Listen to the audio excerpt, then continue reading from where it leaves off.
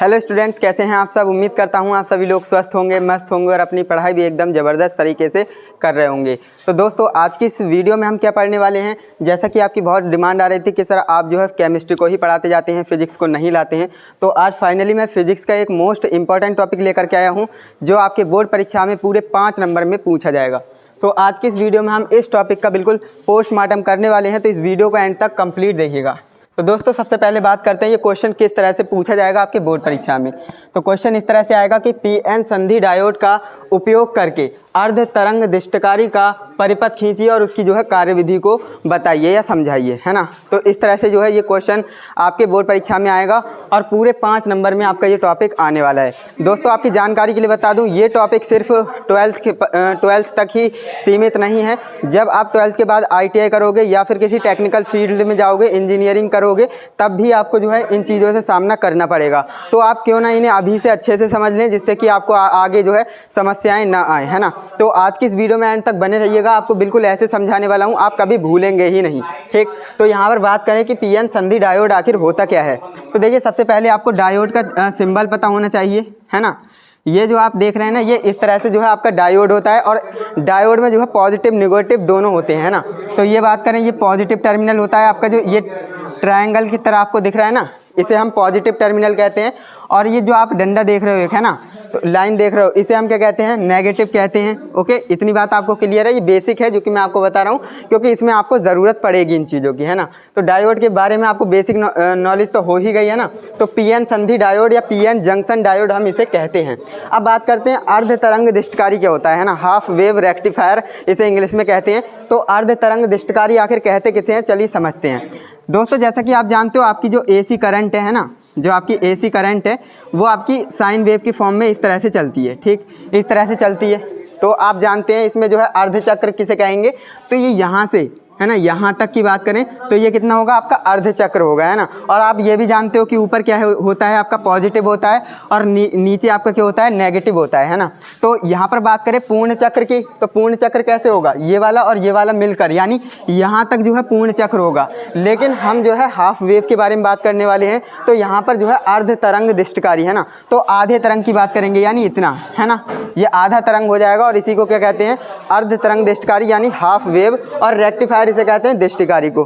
दोस्तों, आपकी जानकारी के लिए बताते चलूँ, जो आपका चार्जर होता है ना मोबाइल में, जो आप मोबाइल को चार्ज करते हो, तो उसमें भी आपका क्या होता है, डायोड लगा होता है। और डायोड क्या करता है, देखिए ये भी बात आपको क्लियर होनी चाहिए, जो आपका ट्रांसफार्मर होता है ना, जो आपका ट्रांसफार्मर होता है, अगर आप ये समझते हो कि ट्रांसफार्मर AC करंट को, है ना, AC करंट को DC करंट में परिवर्तित करता है, तो आप बिल्कुल गलत सोचते हो, है ना। ये ऐसा बिल्कुल भी पॉसिबल नहीं होता है। सिर्फ ट्रांसफार्मर ये नहीं कर पाएगा। ट्रांसफार्मर करता क्या है, ट्रांसफार्मर AC को AC में ही कन्वर्ट करता है। लेकिन यहाँ पर समझना है, जो आपका AC होगा, लेकिन यहाँ पर जो है इसका वोल्टेज डाउन कर देगा। अगर स्टेप डाउन होगा तो वोल्टेज डाउन कर देगा, और स्टेप अप होगा तो वोल्टेज को बढ़ा देगा। इतनी बात आपको क्लियर है कि ट्रांसफार्मर कभी भी AC करंट को DC करंट में परिवर्तित नहीं करता है। जबकि आपका जो डायोड है ना, डायोड ये आपका जो है AC करंट को DC करंट में परिवर्तित करने में सहायता करता है। तो ये बात आपको बिल्कुल अच्छे से क्लियर हो गई होगी। अब तक तो जो है मैंने सिर्फ आपको बेसिक बताया है, ठीक। अब तक तो मैंने आपको सिर्फ बेसिक बताया है। अब बात करते हैं कि इस टॉपिक के बारे में, क्योंकि मैंने आपको बता दिया ये टॉपिक आपका 12th तक ही सीमित नहीं है। ये आप जब ITI या फिर कुछ इंजीनियरिंग करोगे, तब भी आपको इन चीज़ों से सामना करना पड़ेगा, है ना। तो क्यों ना हम इन चीज़ों को अभी से समझते हुए चलें। तो देखिए, सबसे पहले बात करते हैं ये क्या है ना। तो आप इसे जानते हो भाई, ट्रांसफार्मर है ना। ट्रांसफार्मर के बारे में इससे पहले ही चैप्टर में पढ़ लिया होगा कि ट्रांसफार्मर में 2 कॉइल होती हैं, प्राइमरी और सेकेंडरी, है ना। और प्राइमरी कॉइल अगर कम है, सेकेंडरी ज़्यादा है, तो वो स्टेप अप होगा। ये सारी चीज़ें आप जानते हो, इन्हें बार बार बताने से कोई फ़ायदा नहीं। ओके, तो यहाँ पर बात करें, ये हमारा होता है ट्रांसफार्मर। ये हमारी कौन सी कॉइल है, P for primary, S for secondary. Okay, ये हमारी प्राइमरी कॉइल है, ये हमारी सेकेंडरी कॉइल है। इसका सिंबल का तो मतलब आप जानते हो कि AC करंट होता है ना, AC करंट होता है। अब बात करें ये क्या है, मैंने अभी आपको बताया कि ये PN जंक्शन डायोड है। ओके, संधि डायोड है। अब यहाँ पर बात करें कि इस चीज़ से मैं आपको क्या साबित करना चाहता हूँ, है ना। इस चीज़ से मैं आपको क्या साबित करना चाहता हूँ, देखिए, जो मैंने आपको बताया, ट्रांसफार्मर कभी भी AC करंट को DC करंट में चेंज नहीं करता है, बल्कि जो आपका डायोड होता है ना, पीएन जंक्शन डायोड, वो जो है एसी को डीसी में कन्वर्ट करता है। ये बात आप ध्यान रखेंगे। काफ़ी स्टूडेंट्स यही सोचते हैं कि ट्रांसफार्मर एसी को डीसी करता है, ऐसा नहीं करता है, वो एसी को एसी ही रखता है। ओके, सिर्फ जो आपके डायोड होते हैं वो कन्वर्ट करते हैं। कैसे करते हैं अब हम समझते हैं। सबसे पहले हम बात करेंगे इसकी बनावट के बारे में, है ना। इसकी बनावट यानी कंस्ट्रक्शन के बारे में बात कर लेते हैं कि इसमें आखिर क्या क्या होता है। थ्योरी पूरी लिख रखी है, आपको स्क्रीनशॉट लेने का पूरा मौका दूंगा, बस आपको अभी करना क्या है, समझने पर ध्यान देना है। इसमें ट्रांसफार्मर की प्राथमिक कुंडली, है ना, आप देख सकते हैं ये हमारी क्या है, ट्रांसफार्मर की प्राथमिक कुंडली है। और होता क्या है, पी, है ना, पी फॉर प्राइमरी, मैंने आपको बताया, को एक प्रत्यावर्ती धारा स्रोत से जोड़ दिया जाता है ना। आप देखेंगे जो प्राइमरी कॉइल है उसे हमने किससे, एसी करंट से जोड़ दिया है ना, प्रत्यावर्ती धारा स्रोत से जोड़ देते हैं। तथा जो आपकी द्वितीय कुंडली है ना, द्वितीय कुंडली है, सेकेंडरी कॉइल है, उसमें जो है एक पीएन जंक्शन डायोड यानी पीएन संधि डायोड लगा देते हैं। तथा एक लोड प्रतिरोध भी लगाते हैं। लोड प्रतिरोध क्या होता है, इसे आप जानते हो भाई, ये प्रतिरोध है ना। तो लोड प्रतिरोध इसे इसलिए कहते हैं क्योंकि यहाँ से जो है हम अपना करंट लेते हैं डीसी वाला। ओके, तो लोड प्रतिरोध RL, ओके, RL श्रेणी क्रम में जोड़ा जाता है। अब यहाँ पर आप देखेंगे श्रेणी क्रम और समांतर क्रम आप अच्छे से जानते होंगे। यहाँ पर आप देखेंगे ये जो है हमने डायोड लगाया है, फिर इसके साथ ही हमने क्या लगाया है, रेजिस्टेंस लगाया है, लोड प्रतिरोध लगाया है। तो ये दोनों क्या हैं, श्रेणी क्रम में है ना, श्रेणी क्रम में हैं। तो इतनी बात आपको क्लियर आई, श्रेणी क्रम में जोड़ देते हैं। निर्गत वोल्टता, है ना, निर्गत वोल्टता को लोड प्रतिरोध के सिरों के बीच प्राप्त किया जाता है। अब देखिए मैंने आपको बताया जो आपका लोड प्रतिरोध है ना, इसके बीच हम क्या करते हैं भाई, इसके बीच हम प्रतिरोध के सिरों के बीच क्या प्राप्त करते हैं, जो आपका निर्गत वोल्ट होता है। देखिए निवेशी वोल्ट और निर्गत वोल्ट दो वोल्टता होती है ना, यानी निर्गत यहाँ से हमारा क्या है, प्रत्यावर्ती निवेशी शक्ति, निवेशी वोल्टेज है ना। तो यहाँ पर आप देखेंगे प्रत्यावर्ती निवेशी वोल्टेज यानी एसी को हम अंदर डाल रहे हैं ना, निवेशी, और निर्गत का मतलब बाहर निकलना, है ना, निर्गत का मतलब बाहर निकलना। तो ये जो है डीसी के फॉर्म में बाहर निकलेगी। अब वो कितना डीसी देगा वो आपका जो है ट्रांसफार्मर में डिपेंड करता है, क्योंकि देखिए डिपेंड कैसे करेगा, स्टेप अप स्टेप डाउन तो होगा, है ना, ये तो बात क्लियर है, क्योंकि मोबाइल चार्ज करना है तो स्टेप डाउन करके ही हम जो है करेंगे।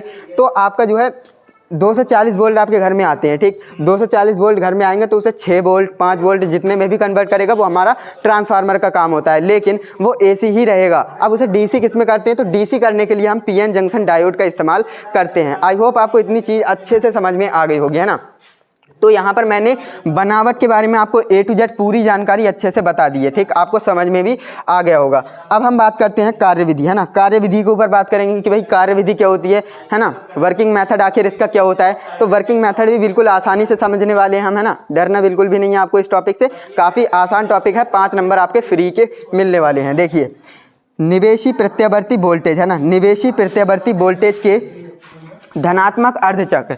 अब यहाँ पर आपको जो है इसकी वेव फॉर्म को समझना पड़ेगा, है ना, वेव फॉर्म को समझना पड़ेगा, तभी आपको ये चीज़ें क्लियर हो पाएंगी। देखिए ये आपका क्या होता है, ये आपके क्या होता है, क्वाड्रेंट होता है, लेकिन यहाँ पर हम बात कर रहे हैं एसी करंट की। तो एसी करंट कुछ इस तरह से चलता है ना, इस तरह से वेव फॉर्म इसकी बनती है, आप जानते हैं, ये तो बात आप अच्छे से जानते हैं। ये आपका क्या होता है, पॉजिटिव, ये होता है नेगेटिव। जब जो हमारी वेव फॉर्म है ऊपर की तरफ जाती है तो वोल्टेज बढ़ते हैं, और नीचे आती है तो यहाँ पर बिल्कुल शून्य हो जाती है, और जब फिर नीचे आती है तो माइनस में जाने लगती है। ये बात आप अच्छे से जानते होंगे। तो ये पॉजिटिव, ये नेगेटिव, ये पॉजिटिव और ये नेगेटिव हो जाएगा। अब हम बात कर रहे हैं कि अर्धचक्र की, है ना। तो अर्धचक्र किसे कहेंगे, इसे अर्धचक्र कहेंगे, है ना, हाफ वेव कहेंगे। तो यहाँ पर आप देखेंगे धनात्मक अर्धचक्र, है ना, हम जो है धनात्मक अर्धचक्र की बात कर रहे हैं, ऋणात्मक अर्धचक्र की बात ही नहीं कर रहे हैं। ओके, अभी हम बात कर रहे हैं धनात्मक अर्धचक्र की। तो धनात्मक अर्धचक्र में जब द्वितीय कुंडली, है ना, द्वितीय कुंडली किसे कहेंगे, इसे कहेंगे, ये प्राथमिक कुंडली, ये द्वितीय कुंडली, primary coil and secondary coil. अब यहाँ पर आप देखेंगे द्वितीय कुंडली का सिरा ए बी के सापेक्ष, यहाँ पर आपको कन्फ्यूजन हो सकती है, मैं आपको कन्फ्यूजन क्लियर कर देता हूँ। यहाँ पर आप देखेंगे ए बी के सापेक्ष, यानी कि जो ए है वो बी के रेस्पेक्ट में, है ना, क्या हो जाता है, क्या हो जाता है, धनात्मक हो जाता है। ये बात आप ध्यान देंगे, ए बी के सापेक्ष धनात्मक होगा, इसका मतलब ये है कि ए बी के सापेक्ष धनात्मक होगा, और ये क्या हो जाएगा, ऋणात्मक हो जाएगा। इतनी बात आपको क्लियर। ये जो है ए बी के रेस्पेक्ट में क्या हो जाएगा, धनात्मक हो जाएगा। और ऐसा होगा तो क्या होगा, तो जो है संधि डायोड का अग्र दिशा की स्थिति में कार्य करेगा। अब देखिए अग्र अभिनत या पश्चात अभिनत किसे कहते हैं, ये तो आप अच्छे से जानते हैं।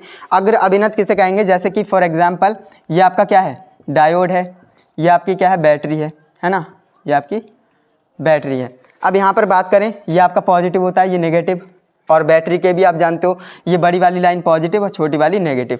अब देखिए पॉजिटिव से पॉजिटिव कनेक्ट है ना, तो ये क्या करेगा, फॉरवर्ड वाइज है ना, इंग्लिश में इसे कहते हैं फॉरवर्ड वाइज और हिंदी में इसे कहते हैं अग्र अभिनत, है ना, अग्र अभिनत। तो ऐसी कंडीशन में क्या होगा, इस डायोड में से धारा प्रवाहित होगी, यानी धारा को ये जाने देगा, फ्लो करने देगा।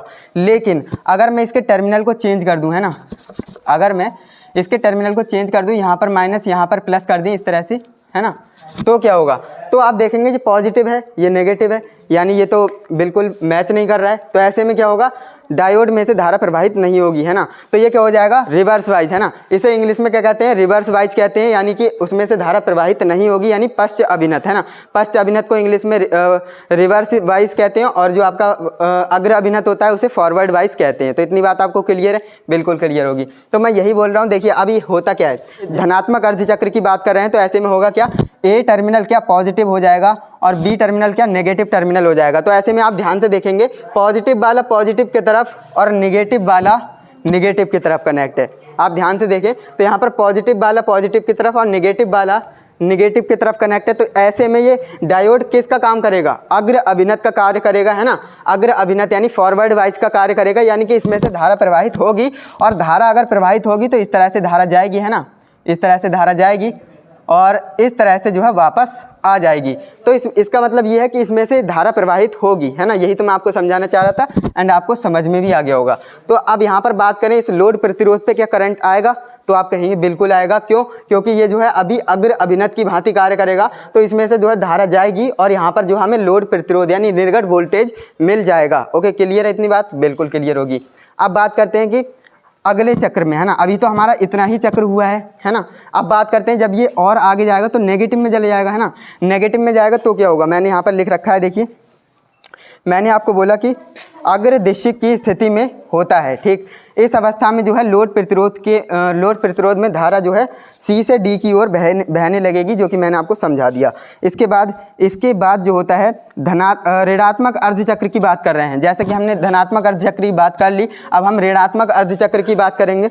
तो होगा क्या, ऋणात्मक अर्धचक्र में जब कुंडली का सिरा ए बी के सापेक्ष क्या हो जाएगा, अब ऋणात्मक हो जाएगा। क्यों, क्योंकि पहले धनात्मक था, अब जो है ऋणात्मक हो जाएगा। क्लियर है। अब कैसे होगा मैं आपको समझाता हूँ। जब ये यहाँ से जाएगा तो ये ऋणात्मक हो जाएगा और ए जो है बी के रेस्पेक्ट में क्या हो जाएगा, ऋणात्मक हो जाएगा, यानी इस पर नेगेटिव और इस पर पॉजिटिव चार्ज आएगा। कैसे, ये अब जो है पॉजिटिव नहीं रहेगा, ये नेगेटिव हो जाएगा और ये आपका क्या हो जाएगा, पॉजिटिव हो जाएगा। तो क्लियर है, इतनी बात आपको अच्छे से क्लियर होगी। तो यहाँ पर मैंने यही लिखा है कि ए बी के सापेक्ष में क्या हो जाता है भाई, ऋणात्मक हो जाता है। यानी कि अब क्या होगा, अब जो है संधि डायोड कोई धारा प्रवाहित नहीं करेगा। क्यों, क्योंकि आप ध्यान से देखेंगे अगर ये ऋणात्मक है तो पॉजिटिव से निगेटिव, है ना, और निगेटिव से पॉजिटिव, ये तो कोई मैच ही नहीं कर रहा है। तो ऐसे में क्या होगा भाई, जो संधि डायोड है, पीएन जंक्शन डायोड है, उसमें से धारा प्रवाहित नहीं होगी, है ना। तो यही मैं आपको समझाना चाह रहा था। अगर ये पॉजिटिव होगा तो पॉजिटिव से पॉजिटिव और निगेटिव से निगेटिव होगा, तभी जो है इसमें से धारा प्रवाहित होगी, अदरवाइज इसमें से धारा प्रवाहित नहीं होगी। कंडीशन आप देख सकते हैं, अगर ये नेगेटिव है तो नेगेटिव वाला पॉजिटिव की तरफ आ रहा है, तो इसमें से धारा नहीं जाएगी, और धारा नहीं जाएगी तो हमें लोड प्रतिरोध पे कोई करंट नहीं मिलेगा, वोल्टेज नहीं मिलेगा, तो निर्गत वोल्टेज हमें नहीं मिलेगा, है ना। तो इतनी बात आपको समझ में आई, यही मैंने यहाँ पर लिख रखा है।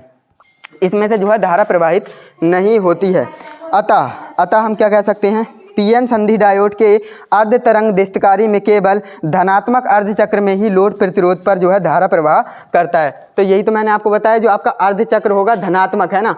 अब देखिए इसे हम अर्ध तरंग दिष्टकारी क्यों कहते हैं, अब आपको अच्छे से समझ में आ गया होगा। इसे हाफ वेव रेक्टिफायर क्यों कहते हैं, क्योंकि इसमें एक डायोड होता है और इसमें जो है धनात्मक अर्धचक्र को ही कंसीडर किया जाता है, ऋणात्मक वाला नहीं काम में आता है ना। तो ये चलेगा किस तरह से, है ना, इसकी वेव फॉर्म आखिर कैसे बनेगी मैं आपको समझाता हूँ। दोस्तों आप देखिए, आपका टॉपिक जो है इतना ही खत्म हो जाता है, लेकिन मैं कुछ और नॉलेज आपके लिए दे रहा हूँ। क्यों, क्योंकि ये आपके लिए आगे काम आने वाली है। हालांकि आपको 5 नंबर इतने में ही मिल जाएंगे, है ना, बोर्ड परीक्षा में आप इतना लिख दोगे तो आपको पूरे 5 नंबर मिल जाएंगे, लेकिन आपको नॉलेज के लिए समझना पड़ेगा कि आखिर ये वेव हमारी बनेगी कैसी, है ना। आप जानते हैं कि साइन वेव हमारी कुछ इस तरह से चलती है ना, तो ऋणात्मक वाली आएगी नहीं, फिर पॉजिटिव वाली आ जाएगी, फिर ऋणात्मक वाली नहीं आएगी, फिर पॉजिटिव वाली आ जाएगी, है ना, इस तरह से। तो इसे हम क्या कहते हैं, हाफ वेव, है ना, हाफ वेव। आपको समझ में आ रहा है, इसे हम हाफ वेव कहते हैं। तो हाफ वेव रेक्टिफायर है ना, दृष्टकारी को क्या कहते हैं, रेक्टिफायर कहते हैं। और रेक्टिफायर किसे कहते हैं, जो हमारी जो है कम कर देगा वोल्टेज को, है ना। तो हाफ वेव रेक्टिफायर इसे इसलिए कहा जाता है। तो इतनी बात आपको अच्छे से समझ में आ गई होगी, है ना। तो उम्मीद करता हूँ आपको ये टॉपिक अच्छे से समझ में आया होगा। अब ITI में जब आप जाएंगे ना, या फिर आप कोई डिग्री कोर्स करेंगे यानी इंजीनियरिंग फील्ड में जाएंगे, तो हम जो है इस धारा से हमें काम नहीं होता है। क्यों? क्योंकि अगर आप इस धारा से किसी भी DC उपकरण को चलाएंगे तो वो आपका उपकरण ख़राब हो जाएगा, यानी कि वो चलेगा ही नहीं, ज़्यादा समय तक नहीं टिक पाएगा। तो इसलिए हम करते क्या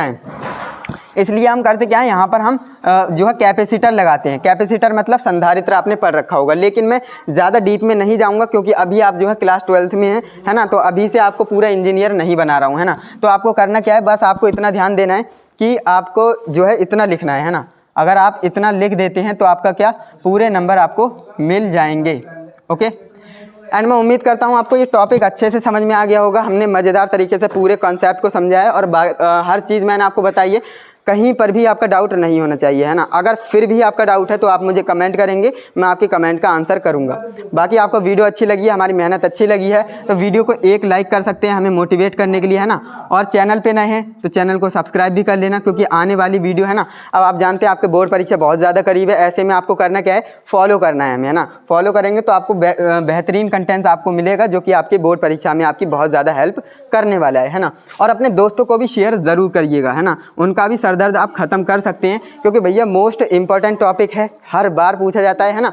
बोर्ड अगर आप प्रीवियस ईयर्स के क्वेश्चन उठा के देखेंगे ना, तो 15, 16, 17, 18, 19, 20, 21 में नहीं आया है, 23, 24, 25 इस तरह से जो है ये पूछा गया है टॉपिक, है ना। तो काफ़ी ज़्यादा इंपॉर्टेंट टॉपिक है, अपने दोस्तों को भी इस वीडियो को ज़रूर शेयर कीजिएगा। और बाकी मैंने आपको बताया कि हमारे जो है सर हैं अभिषेक सर, उनका जो है नया यूट्यूब चैनल है, तो उसे भी आप फॉलो करिएगा। यहाँ पर मैंने जो है लिंक लगा दिया है, लिंक आपको डिस्क्रिप्शन बॉक्स में मिल जाएगा। दोस्तों आपको करना क्या है, उस चैनल को जाकर ज़्यादा से ज़्यादा सपोर्ट करना है, और लिंक आपको डिस्क्रिप्शन बॉक्स में दे दिया है, वहाँ से जाइए और वहाँ पर भी आपको लेक्चर्स देखने को मिलेंगे। क्लास 10th और 12th की आपको इंग्लिश के लेक्चर्स देखने को मिलने वाले हैं। सर बहुत मेहनत कर रहे हैं आपके लिए, आपको इंग्लिश में भी फुल में से फुल नंबर दिलाने की पूरी कोशिश कर रहे हैं। तो उस चैनल को जाकर जरूर सब्सक्राइब कीजिएगा। ओके, तो चलिए दोस्तों आज के लिए बस इतना ही, मिलते हैं नेक्स्ट इंटरेस्टिंग इन्फॉर्मेटिव वीडियो के साथ। तब तक के लिए जय हिंद, वंदे मातरम। और हाँ, इसका स्क्रीनशॉट जरूर कर लीजिएगा।